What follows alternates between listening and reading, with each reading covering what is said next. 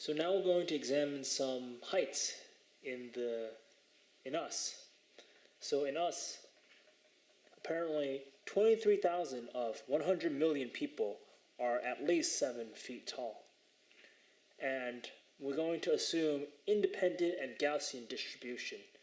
So we're given the mean is 5'10", and we let n equal the number of people who are greater than 7 feet 6 inches.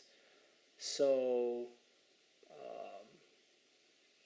right, we're in us, so we have to use imperial units because we adopted imperialism. So we're first asked to find the standard deviation of the population. So we can use this fact at the beginning to write a probability, and this is independent, so we can just write this. Then we can rewrite it in terms of our Gaussian cumulative standard distribution, normalize it. Hopefully you can do conversion, subtract feet in your head.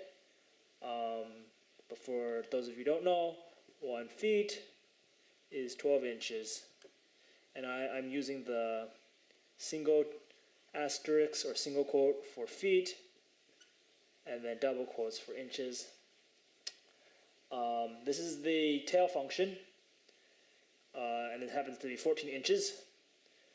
Then you can find out that sigma is 4, which is standard deviation. Then we're asked the probability that a random man is over 8 feet tall. So we can write that in terms of 5, but really more conveniently in our Q function. So it's around 4 times 10 to the 11th minus 11th, so very, very small. But I don't actually think there are any people in the world who are over 8 feet tall. I might be wrong.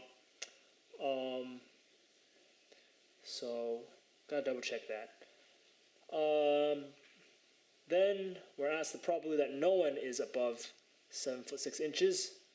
So again, we can use tail probabilities, and that happens to be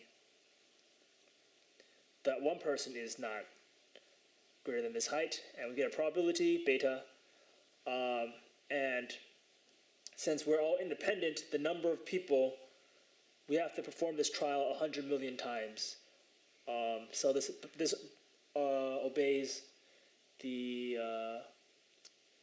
binomial distribution, but no one needs to be it. So just the converse probability to 100 million. That's the answer. Hopefully I drew enough zeros. And then the expected number of people of n is the number of people, which is 100 million times the probability that the thing happens, because we're binomial.